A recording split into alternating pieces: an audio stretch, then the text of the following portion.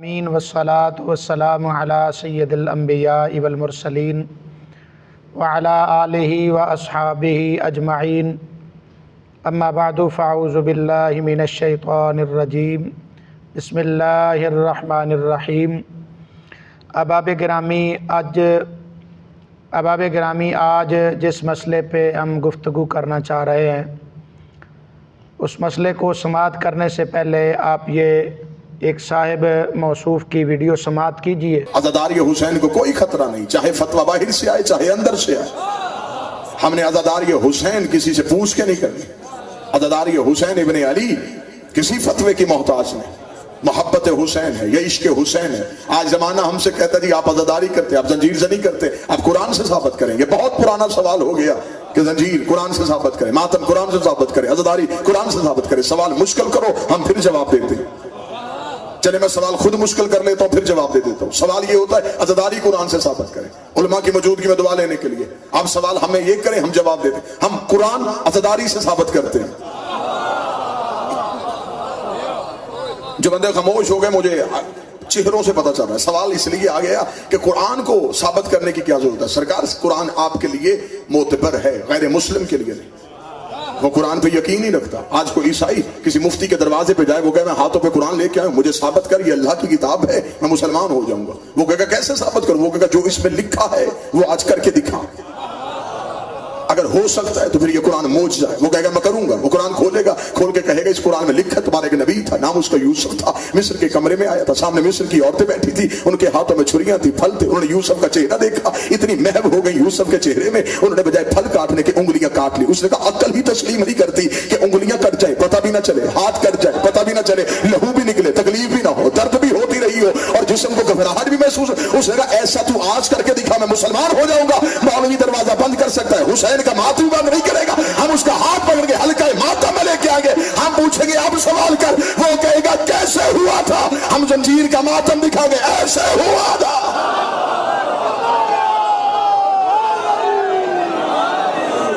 آپ نے اس موصوف کی گفتگو سماعت فرمائی۔ یہ واقعہ بیان کر رہے تھے سورہ یوسف سے، حضرت یوسف علیہ السلام کو دیکھنے والی وہ مصر کی عورتیں جنہوں نے آپ کو دیکھا اور اپنی انگلیاں کاٹ ڈالیں، بجائے پھل کاٹنے کے اپنے ہاتھوں کی انگلیاں کاٹ ڈالیں۔ تو اس مسئلے کو پیش کر کے یہ انتہائی جاہلانہ استدلال کرتے ہوئے اس شخص کی جہالت کا آپ خود اندازہ لگائیے کہ ماتم ثابت کرنے کے لیے یہ حضرت یوسف علیہ السلام کے دور کی جو مصر کی عورتیں ان کا حوالہ پیش کر رہا ہے۔ پہلی بات تو یہ ہے کہ آپ جو ماتم کرتے ہیں تو آپ کس لیے کرتے ہیں؟ امام علی مقام اور اہل بیت کرام کے غم اور دکھ میں ماتم کرتے ہیں یا خوشی میں ماتم کرتے ہیں؟ جبکہ انہوں نے جو انگلیاں کاٹی تھیں وہ غم میں اور دکھ میں نہیں تھی بلکہ آپ کے دیدار میں خوشی میں محو ہو گئی تھیں تو اس لیے کاٹی تھیں۔ تو کیا آپ اہل بیت کی خوشی میں ماتم کرتے ہیں؟ تو یہ استدلال کرنا کتنا لغو اور باطل ہے۔ اور دوسری بات یہاں پہ یہ قابل توجہ ہے کہ دیکھیں اس موصوف نے مولوی آصف علوی شیعہ مولوی، اس نے یہ جو حوالہ پیش کیا ہے تو کافر عورتوں کا پیش کیا ہے۔ تو کافروں کا عمل ہمارے لیے قابل حجت نہیں ہے، ہمارے لیے جو قابل حجت ہے وہ قرآن پاک ہے، آقا کریم صلی اللہ تعالیٰ علیہ وسلم کے فرامین ہیں، احادیث مبارکہ ہیں، یا پھر اہل بیت کرام کی تعلیمات ہے۔ کیا تعلیمات اہل بیت میں ماتم کا ثبوت ملتا ہے؟ کیا مولا علی پاک نے کبھی ماتم فرمایا ہے؟ امام حسن مجتبیٰ نے فرمایا ہے؟ امام حسین شہید کربلا نے کبھی فرمایا ہے؟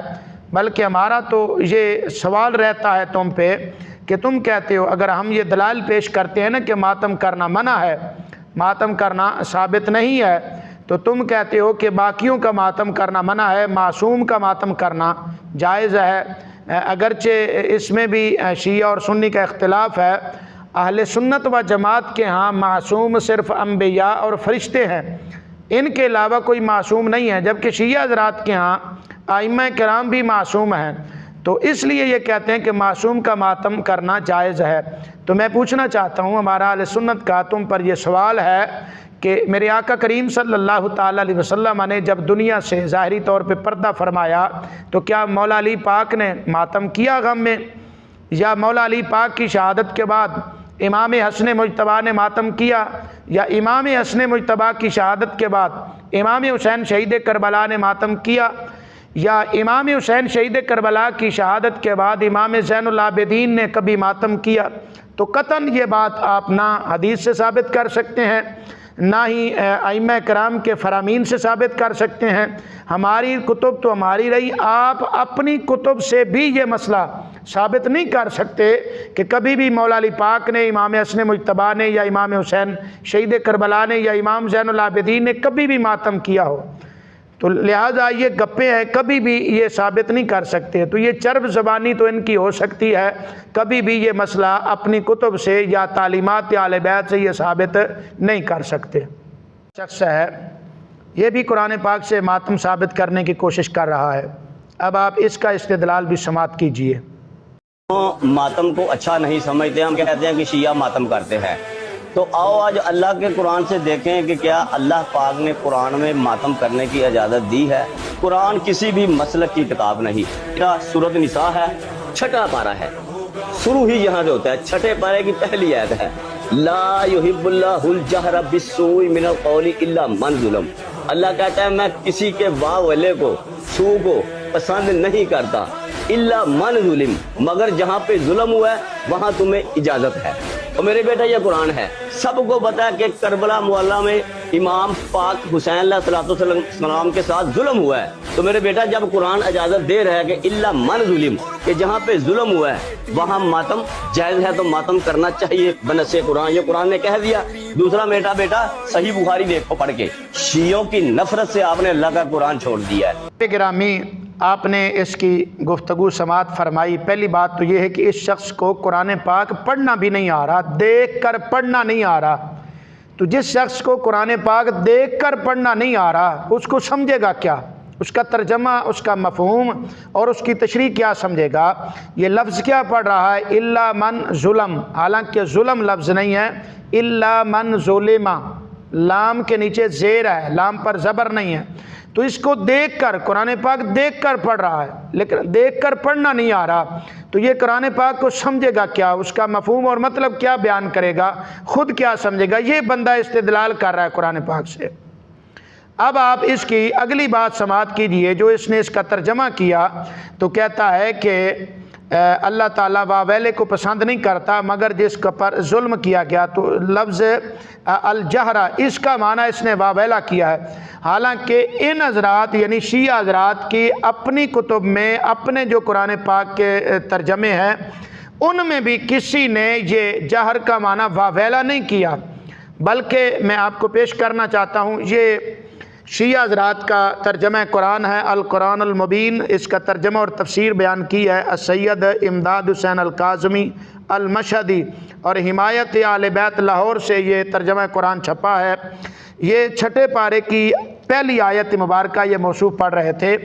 یہ قرآن پاک آپ خود دیکھیے، یہ 6واں پارہ قرآن پاک کی 6 پارے کی پہلی آیت مبارکہ، اللہ تعالیٰ فرما رہا لا یحب اللہ الجہر بالسوء من القول الا من ظلم، اور اس کا ترجمہ جو انہوں نے شیعہ حضرات نے کیا ہے وہ آپ سماعت کیجئے۔ کہتے ہیں کہ اللہ تعالیٰ بلند آواز سے برا کہنے کو پسند نہیں کرتا سوائے اس کے جس پر ظلم کیا گیا ہو۔ تو دیکھیں الجہرہ کا معنی یہاں پہ انہوں نے کیا بلند آواز، جبکہ موصوف کیا کہہ رہے تھے؟ واویلا کرنا۔ تو یہ واویلا کرنا تو یہ تو ان کے اپنے علماء نے ایسا ترجمہ نہیں کیا، یہ قرآن میں تحریف ہے۔ ایک لفظی تعریف ہوتی ہے یعنی لفظ بدل دینا، اور دوسری معنوی تعریف ہوتی ہے یعنی قرآن پاک کا ترجمہ اور مفہوم بدل دینا۔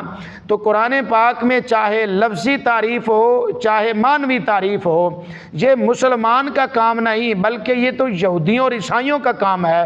یہودی اللہ تعالیٰ کی جو کتاب تورات شریف ہے اس میں تعریف کرتے تھے، عیسائی حضرت عیسیٰ علیہ السلام پر نازل ہونے والے کتاب جو تھی انجیل شریف اس میں تعریف کرتے تھے۔ تو اپنی طرف سے ترجمہ اور اپنی طرف سے جناب والا مفہوم بیان کرنا یہ قرآن پاک کی معنوی تحریف ہے۔ بدترین تعریف ہے۔ تو یہ ان کی اپنے علماء نے ایسا ترجمہ نہیں کیا جو یہ حضرت کر رہے ہیں۔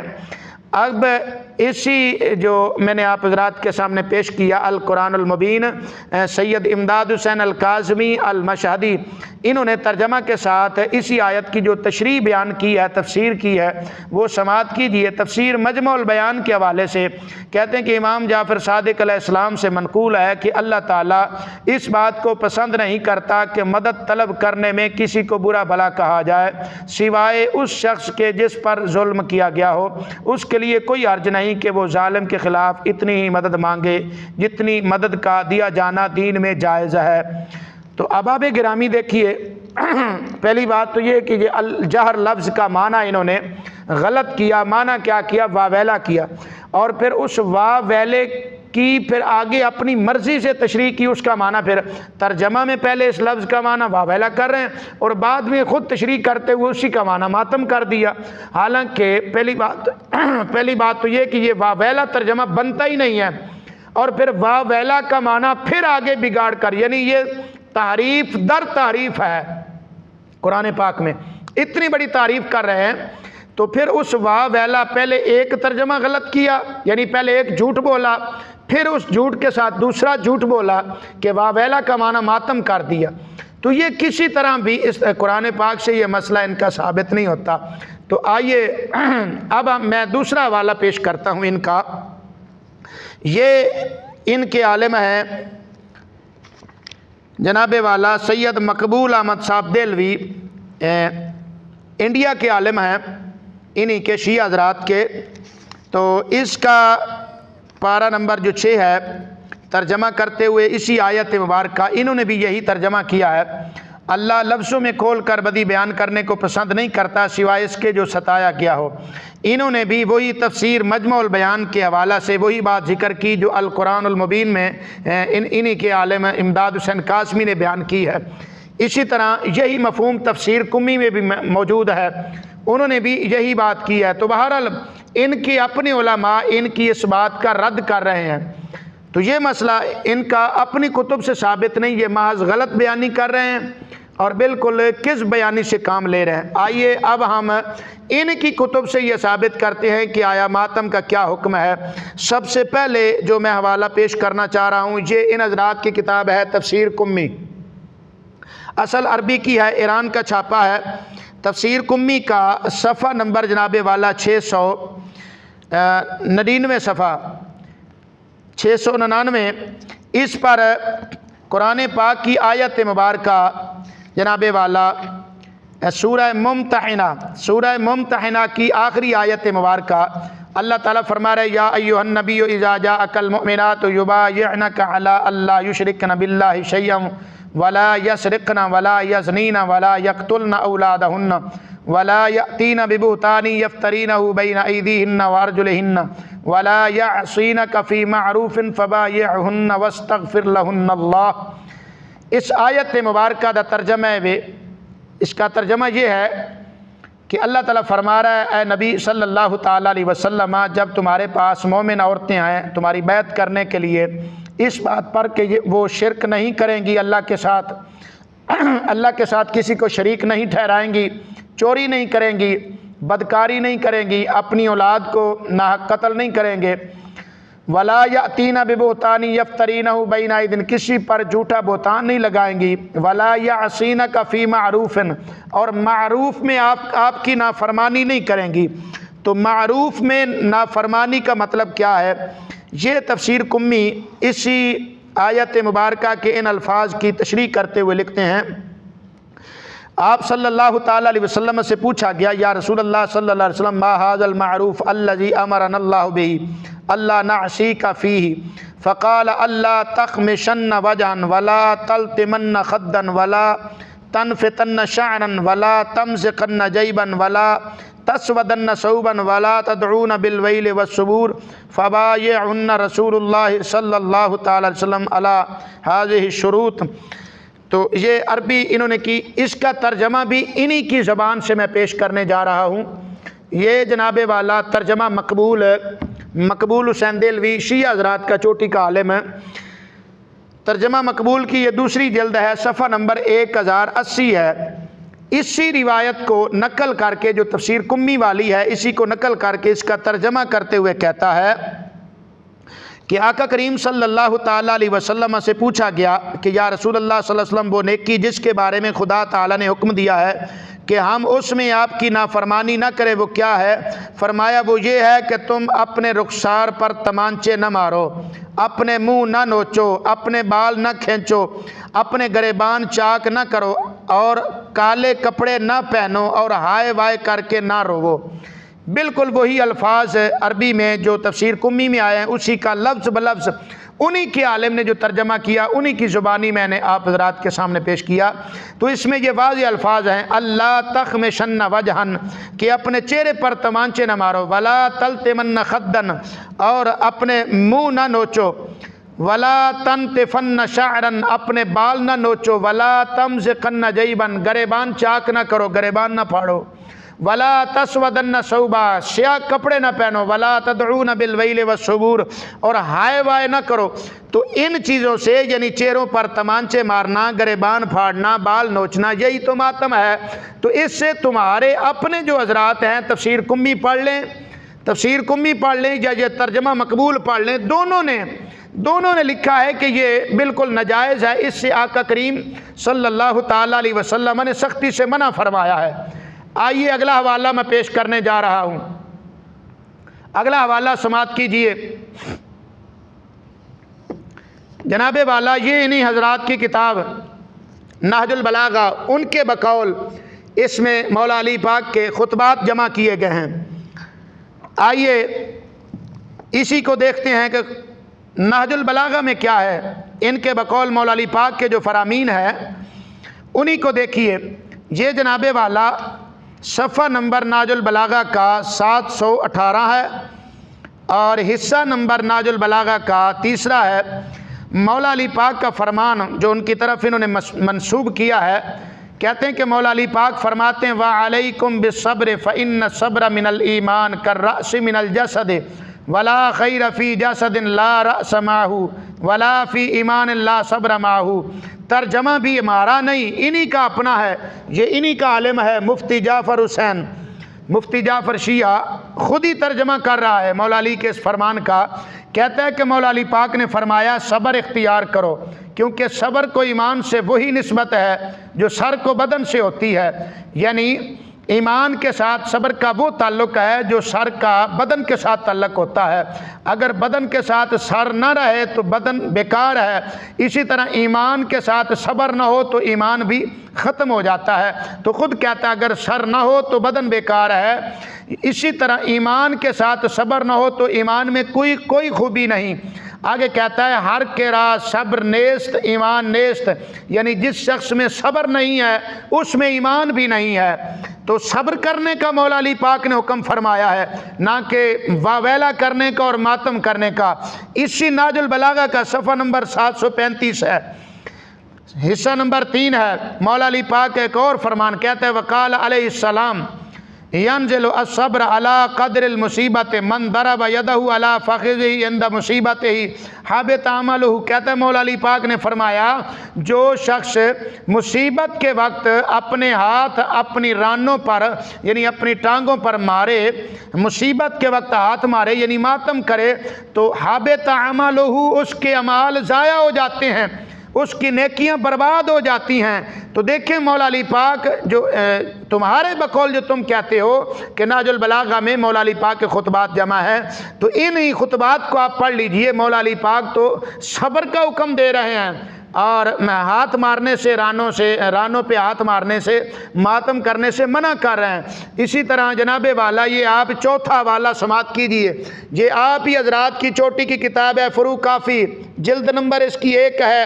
لکھنے والا تمہارا عالم محمد بن یعقوب کلینی، جس کی وفات 329 یا 28 ہجری میں ہوئی ہے، یعنی تقریباً آج سے 1100 سال پرانی کتاب ہے۔ اس کتاب کا صفحہ نمبر 333 ہے۔ کہتا ہے کہ حضرت امام محمد باقر سرکار آپ کیا فرماتے ہیں؟ آپ فرماتے ہیں، آپ سے پوچھا کہ اشد جزا کیا ہے؟ تو آپ فرماتے ہیں اشد جزا رونا، پیٹنا، منہ پر تمانچے مارنا، سینہ کو بھی کرنا، سر کے بال نوچنا اور نوحہ کرنا ہے۔ یہ صورت ترک صبر کی ہے، یعنی یہ بے صبری کی علامت ہے، اور صحیح طریقہ کو چھوڑنا ہے، یعنی اپنے چہرے پہ تمانچے مارنا، اپنا سینہ پیٹنا، اپنے بال نوچنا، نوحے پڑھنا۔ تو یہ حضرت امام باقر سرکار کیا فرما رہے ہیں؟ یہ تو صحیح طریقے کو چھوڑنا ہے۔ صحیح طریقہ کیا ہے؟ یہ ہے کہ جس نے صبر کیا وہ اس طرح کہے انا للہ و انا الیہ راجعون، اور آگے پھر فرماتے ہیں جس نے ایسا نہ کیا، یعنی صبر نہ کیا، اللہ کی رضا پہ راضی نہ ہوا، اللہ کی حمد ثنا اس موقع پہ یعنی مصیبت کے موقع پہ نہ کہی، تو کہتے ہیں جس نے ایسا نہ کیا تو اللہ کا حکم تو بغیر جاری ہوئے رہ نہیں سکتا۔ فرماتے اس کا اجر ضائع ہو جائے گا۔ احبط اللہ تعالی اجرہ، یعنی جس نے اپنے چہرے پہ تمانچے مارے، سینہ کوبی کی، سر کے بال نوچے، نوحہ پڑا، ماتم کیا، تو حضرت امام محمد باقر سرکار آپ فرما رہے ہیں کہ اس کی نیکیاں اس کی اعمال ضائع ہو جائیں گے۔ حضرت یہ آپ کی کتاب ہے، آصف الوی صاحب اس کتاب کو بھی ذرا پڑھ لیجئے، یہ ناج البلاغہ آپ کی ہے، صرف گپیں ہی آپ لوگوں کو سناتے ہیں، واہ واہ کر کے دکھاتے ہیں، چرب زبانی سے کام لیتے ہیں، اور افسوس ان لوگوں پہ ہے جو آپ کے سامنے بیٹھ کر واہ واہ کہہ رہے ہوتے ہیں، نعرے بازی کر رہے ہوتے ہیں۔ یہ ناج البلاغہ پڑھ کر کون سنائے گا؟ یہ تمہاری فروغ کافی پڑھ کر کون سنائے گا؟ یہ کمی جو میں نے ابھی پڑھی ہے یہ پڑھ کر کون سنائے گا؟ یہ جو ترجمہ مقبول میں نے پڑھ کر سنایا ہے یہ کون سنائے گا؟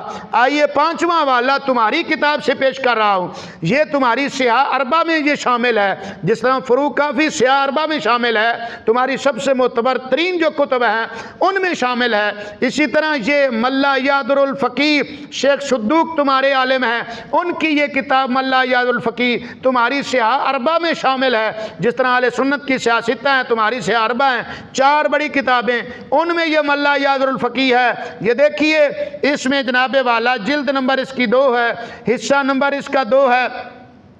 جناب والا حضرت امام جعفر صادق سرکار آپ فرماتے ہیں جو شخص کسی مصیبت کے وقت اپنے زانوں پر اپنا ہاتھ مارے گا، یعنی اپنی رانوں پر اپنا ہاتھ مصیبت کے وقت جو شخص مارے گا، امام جعفر صادق سرکار امام محمد باقر کے بیٹے وہ فرما رہے ہیں کہ جو شخص کسی مصیبت کے وقت زانوں پر اپنا ہاتھ مارے گا اس کا اجر و ثواب ضائع ہو جائے گا، ضبط ہو جائے گا۔ تو اس سے پتہ چلا ماتم کرنے سے، واویلا کرنے سے، چہرے پر تمانچے مارنے سے، سینہ کو بھی کرنے سے، اپنے بال نوچنے سے، اس سے نیکیاں ضائع ہو جاتی ہیں۔ یہ کوئی اچھا کام نہیں، نیکی اور ثواب کا کام نہیں، بلکہ یہ تو گناہ ہے۔ تو آپ کم از کم ہماری کتب تو آپ مانتے نہیں ہیں، آپ کہتے ہیں کہ تمہاری کتب ہمارے لیے حجت نہیں ہے، تو کم از کم اپنی کتب ہی پڑھ لو، انہی کا مطالعہ کر لو، انہی کا مطالعہ کر کے دیکھ لو کہ ائمہ کرام کے فرامین کیا ہے۔ آئیے چھٹا والا آپ کو پیش کر رہا ہوں، یہ وہ کتاب ہے تحفۃ العوام، یہ تمہارے ہر ایک شیعہ کے گھر میں موجود ہوتی ہے، ہر شیعہ کے گھر میں یہ کتاب ہوتی ہے تحفۃ العوام، یہ پڑھی جاتی ہے۔ اس میں عام فام جو تمہارے فقہی مسائل ہیں اس میں درج ہیں۔ اس کتاب کا صفحہ نمبر 106 اور 107 پڑھ کر دیکھ لیجئے۔ کہتے ہیں صاحب مصیبت کے لیے اپنا منہ پیٹنا، تمانچے لگانا، اپنے آپ کو زخمی کرنا اور بال نوچنا وغیرہ حرام ہے، خواہ اعزہ کے مرنے میں ہو یا غیر کے، اور اسی طرح کپڑے پھاڑنا بھی حرام ہے۔ الوی صاحب یہ اپنی کتاب کم از کم جو تمہارے گھر میں تحفۃ العوام پڑھی ہے کم از کم اسی کو پڑھ لیں، اس کو دیکھ لیں آپ، یہ کیا لکھا ہے؟ کہتے ہیں بال نوچنا، اپنے آپ کو زخمی کرنا، خود کو تمانچے لگانا یہ حرام ہے، کپڑے پھاڑنا حرام ہے۔ تو تمہارے ائمہ اور تمہاری کتب کہہ رہی ہیں، ہم اپنی بات نہیں کر رہے ہیں، تمہاری کتب سے دکھا رہے ہیں، کم از کم ان کو پڑھ لیجئے۔ کیوں قوم کو گمراہ کرنے کا تم نے ٹھیکہ لیا ہوا ہے؟ تو اپنی کتب کم از کم یہ پڑھ کر دکھائیے۔ میں یقین اور وثوق سے ذات کہتا ہوں اگر آپ یہ اپنے حوالے اپنی عوام کو پڑھ کر سنائیں نا تو وہ تمہاری عوام اپنے جوتے تمہارے سر میں مارے گی اور تمہیں پوچھے گی تم سے کہ تم نے آج تک ہمیں غلط کیوں بتایا ہے، غلط ہمیں تبلیغیں کیوں کی ہیں۔ آئیے آخر میں ایک حوالہ پیش کرنا چاہ رہا ہوں، یہ تمہارے وہی شیخ صدوق ہیں جن کی لکھی ہوئی ملا یادر الفقی ہے۔ یہ دیکھیے یہ شیخ صدوق تمہارے، ان کی جناب والا جو وفات ہے آپ کو پتہ ہے کہ یہ 386 ہجری میں یہ دنیا سے گئے ہیں۔ یہ شیخ صدیق جو شیخ صدوق ملا یاد الفقی کے جو مصنف ہیں انہی کی کتاب مالی ہے۔ آئیے اب آپ دیکھ لیں اس کتاب کا صفحہ نمبر 207 اور 215 پوری تفصیل اس میں ہے، عربی اور اس کا ترجمہ پڑھ لیں۔ اللہ اکبر۔ یہ دیکھیں جناب والا امام پاک کیا فرما رہے ہیں، آپ فرما رہے ہیں وَنَهَا عَنِ الرَّنَةِ عِنْدَ الْمُصِيبَةِ وَنَهَا عَنِ النَّيَاحَةِ وَالْإِسْتِمَاعِ إِلَيْهَا۔ یہ آپ ہی کا ترجمہ ہے، یہ آپ ہی کے عالم جو ہیں، آپ کے جو عالم ہیں ان کا نام ہے سید منیر حسین رضوی صاحب، حجت الاسلام ہیں آپ کے، انہی کا ترجمہ آپ پڑھ لیں۔ کیا لکھتے ہیں؟ کہتے ہیں کہ امام پاک نے فرمایا مصیبت کے وقت گریہ و بکا کرنے سے منع کیا ہے، نوحہ گری اور اس کے سننے سے منع کیا ہے، نوحہ پڑھنے سے بھی منع کیا ہے، نوحہ سننے سے بھی منع کیا ہے۔ یہ تمہاری کتاب ہے مالی، اس کو دیکھ لیجئے۔ اور یہی بات پہلے میں آپ کو فروغ کافی سے بھی دکھا چکا ہوں، امام جعفر صادق کے والد گرامی امام محمد باقر کا قول، آپ فرماتے ہیں کہ سر کے بال نوچنا، سینہ کو بھی کرنا، تمانچے مارنا اور نوحہ پڑھنا یہ صورت ترک کے صبر کیا، یہ صبر کی صورت نہیں ہے۔ دعا ہے اللہ تعالیٰ آپ کو ہدایت عطا فرمائے، ہم سب کو سمجھنے عمل کی توفیق عطا فرمائے، آمین۔ وآخر دعوانا ان الحمدللہ رب العالمین۔